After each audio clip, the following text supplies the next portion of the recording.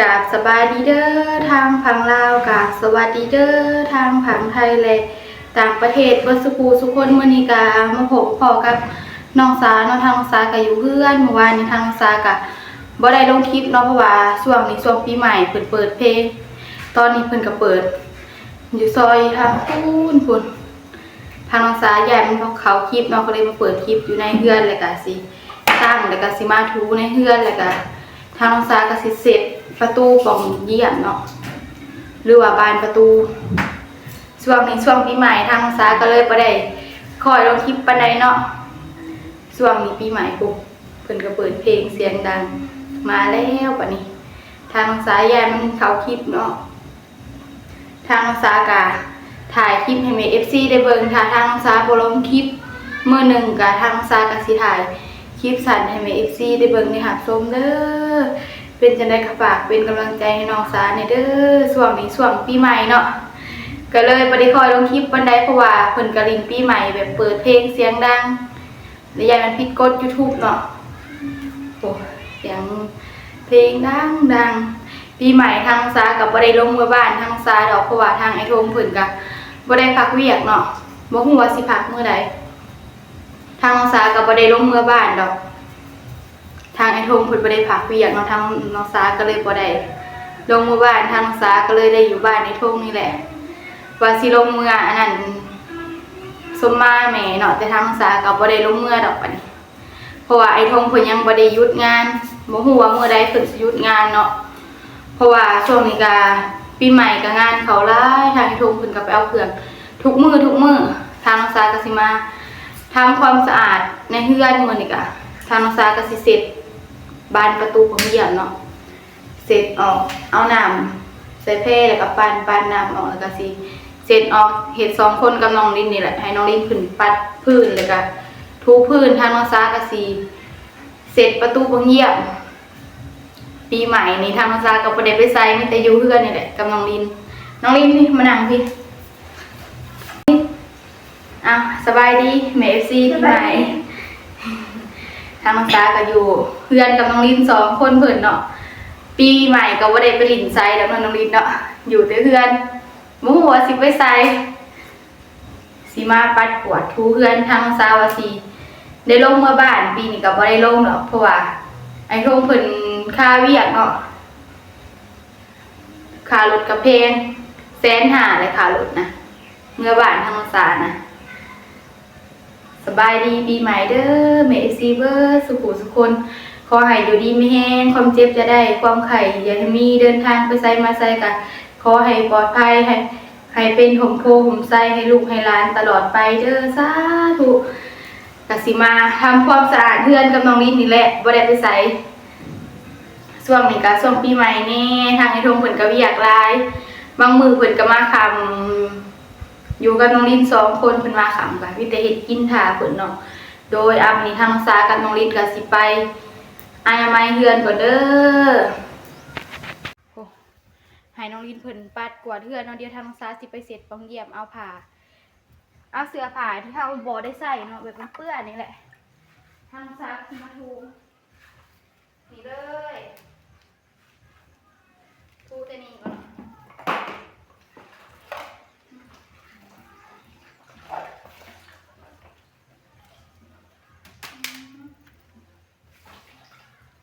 เพิ่นลิ้นปีใหม่กันส่วนทางน้องสากับน้องลิ้นบ่ได้ลิ้นปีใหม่ได้เสร็จเดือน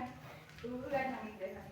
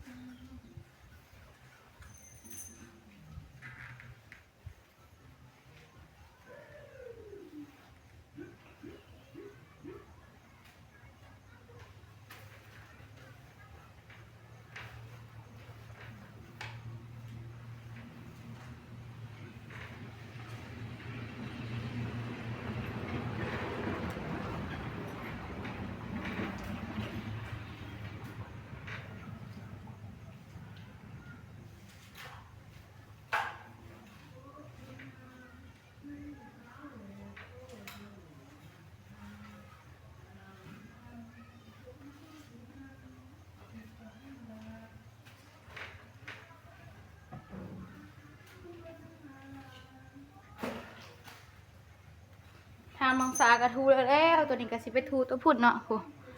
น้องลินเพิ่นกระปัดออกไปแล้วทางน้องสาก็สิมาทูตัวนี้เนาะนี่เลยทูตัวนี้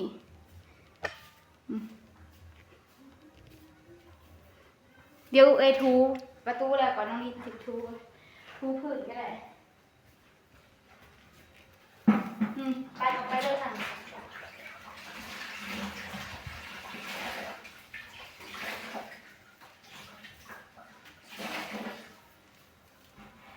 ทูให้มันสะอาดเลยเนาะทูแบบนี้เนาะทูให้มันสะอาด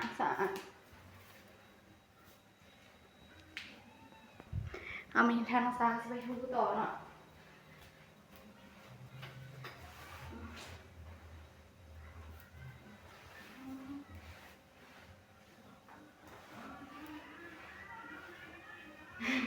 เป็นเสียงกระดิ่งปีใหม่ด้วยนะน้องลินก็อยากกระดิ่งกับน้องลินไปบอกไปเป็นไรมันแดดแต่พวกหมูว่าจะกระดิ่งอยู่ทางไหนเนาะ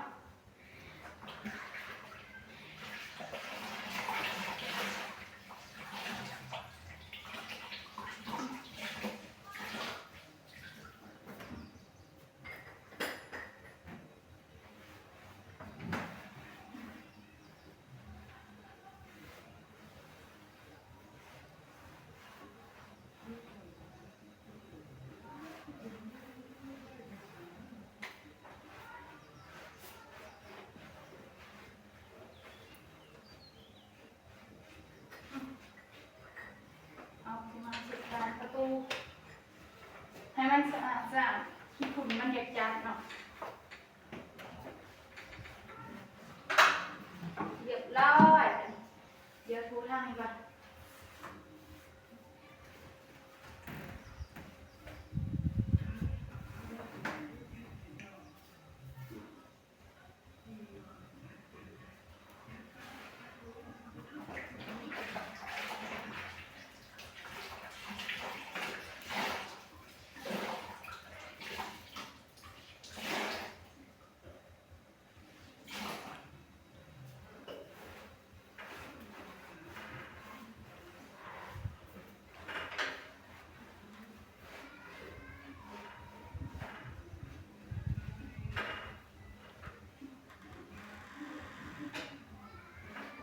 เดี๋ยวสิให้น้องลินเป็นคนทูเพื่อนเนาะทางศาสตร์ศิลปะประตู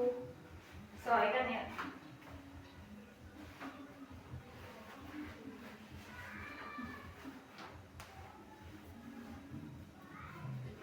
แล้วอันนี้ก็เสร็จบานประตูแล้วทางศาสตร์ก็เสร็จ2 บานเนาะเดี๋ยวสิให้ทางน้องลินเพิ่นบัดนี้ใส่เพิ่นทูเพื่อนเนาะบัดนี้มื้อนี้ก็เสร็จบานประตูกับทูเพื่อนโอ้น้องลินเพิ่นก็สิทูเพื่อนเนาะบัดนี้หลังจากทางน้องสาเสร็จบานประตูแล้วก็ใส่น้องลินเพิ่นทูเพื่อนบัดนี้ทูไปเลยน้องลินซอยกันเฮ็ดเพิ่นเปิดเพลงเสียงดังกะทางน้องสากะสิว่าเสียงดังๆใส่คลิปเนาะแบบบ่ให้มันได้ยินเสียงเพลงปานใดมื้อนี้ทางน้องสาก็มาถ่ายคลิปให้แม่ FC ได้เบิ่งได้หับชมมื้อนี้ก็สิมาทำความสะอาดเพื่อนเนาะโอ้ให้น้องลินเพิ่นทูก่อนทูไปเรื่อยๆน้องลินเลยแรกๆทูน้ำเปล่าก่อนรอบที่2จึงใส่น้ำยาเนาะน้องลินเพิ่นก็ซอยเรียกซอยงานทางน้องสาได้เบิดทุกอย่างแล้วบัดนี้พูทำความสะอาดอยู่ในเฮือนเนาะกล่องทางน้องสาก็ติ้งๆเนี่ยสั้นๆเนี่ยเนาะปีใหม่ทางน้องสาก็บ่ได้ไปลิ้นไสดอก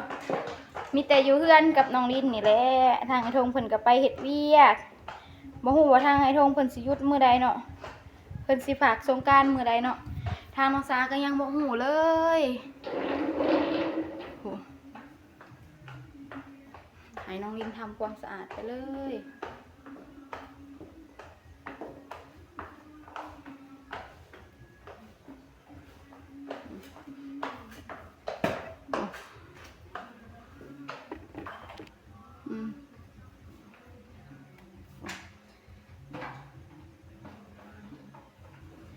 เสร็จบานประตูเนาะขี้ฝุ่นยักจับเนี่ยทางน้องสาก็เลยเสร็จ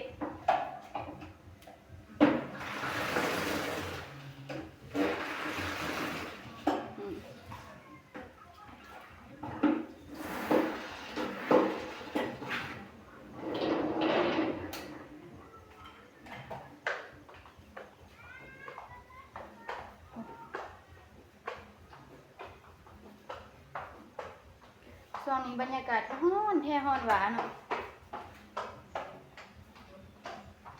นางยินเป็นกระทูไปคนแล้วเฮากะไขประตูประต่างออกเบิดเนาะมื้อนี้ให้อากาศมันเข้าเฮือนเนี่ยถ้าบ่ไขออกมันกะฮ้อนแท้ฮ้อนหวานในเฮือนเอาลมเข้าเฮือนเนี่ยเนาะน้องยินเป็นทูไปหอดปุ่นนะ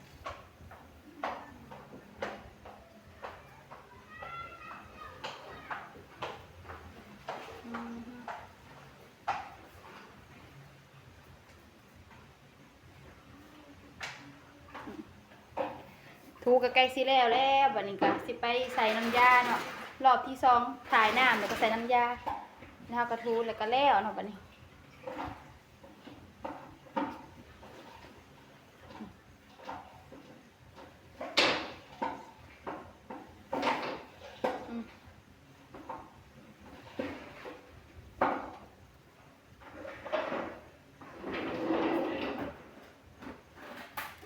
มาลงเลยน้องลินโอเค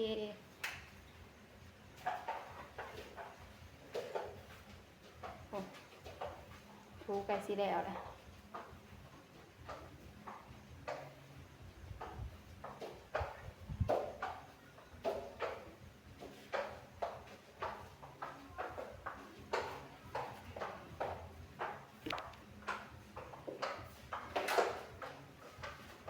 ทางน้องสากระติ้งต้องกลับไปกลับมาอยู่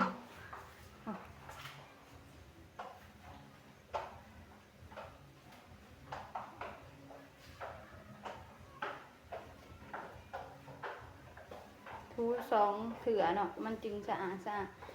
เถื่อที่1ทูน้ำเปล่าก่อนเถื่อที่2มาจึงใส่น้ำยาเนาะโอเคแล้วน้องลิ้นไปถ่ายน้ำเด้อใส่น้ำยามาทูเนาะเดี๋ยวถ่ายน้องลิ้นขึ้นไปถ่ายน้ำก่อนเด้อทูน้องลิ้นเพิ่นก็ไปเปลี่ยนน้ำมาแล้วใส่น้ำยาเลยเนาะ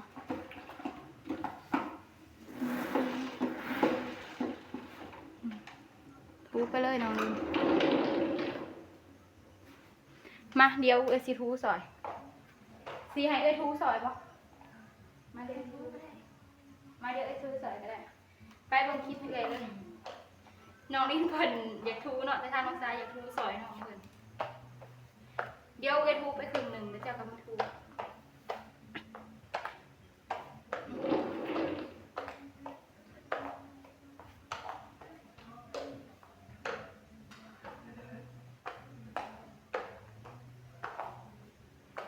กระทั่งไอ้ทุกคนเอาหมัดเอาหัวดำมันแตก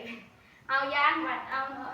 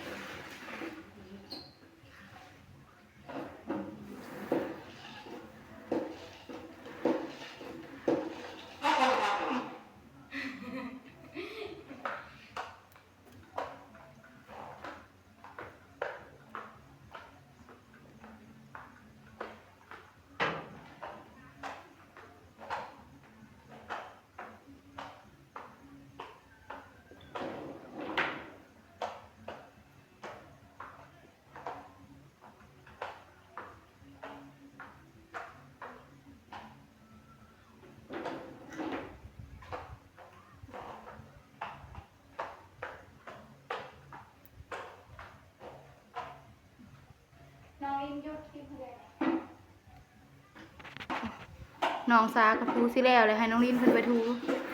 ต่อเนาะ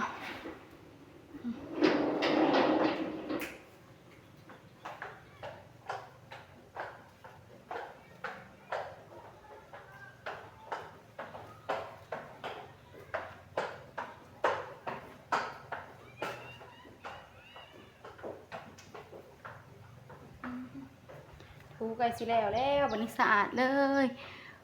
ทางประตูปังเยี่ยมก็สะอาดแล้ววันนี้ทางน้องซากระสิบเนาะน้องลิง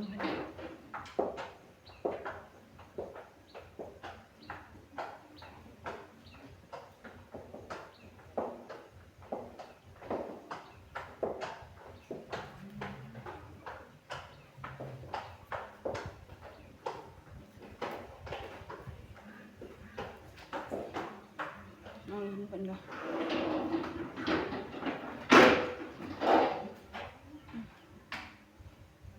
ถูไก่สิแล้วสะอาดเลยเนาะนี่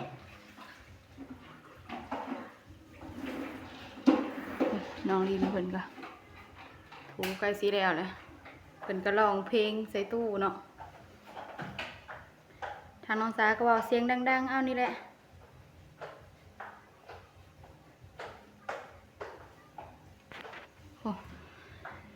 น้องลินเพิ่นก็ถูแล้วบัดนี้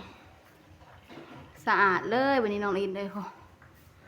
สะอาดเลยเนาะน้องลินเพิ่นก็ถูแล้วเลยเพิ่นก็สิเอาอันนั้นไปไว้บัดนี้วันนี้ทางน้องสากับน้องลินก็ทำความสะอาดแล้วบัดนี้ก็สิพากันไปซื้อน้ำจะหน่อยกะซื้อน้ำมาหวยเขาตู้เย็นไว้เนาะส่วนนี้แดดแห้งนางอยู่ในห่มยังแหมเนาะทางน้องสากับบ่ได้ไปลินปีใหม่อยู่ทางใดเด้อทางน้องสากับอยู่เพื่อนนี่แหละกับบ่ได้ไปทางใดกับน้องลินเพราะว่ามันแดดเนาะช่วงนี้กะบ่ฮู้ว่าสิไปลินอยู่ไสเนาะก็เลยอยู่แต่เพื่อนโดยเอาบัดนี้ทางน้องสาก็สิได้จบคลิปไปเพียงนี้ไปพบพอกันในคลิปหน้าเด้อกะขอบคุณทางแม่ FC เบิร์สุขุสุคนที่เบิ่งคลิปของน้องสาตั้งแต่ต้นจบที่บ่ขามโฆษณาทางน้องสาว่าผิดพลาดประการใดก็ต้องขอโทษขออภัยทางแม่ FC เบิร์สุขุสุคนทางน้องสาสิขอตัวลาไปเพียงแค่นี้ขอกล่าวคำว่าสบายดีบ๊ายบาย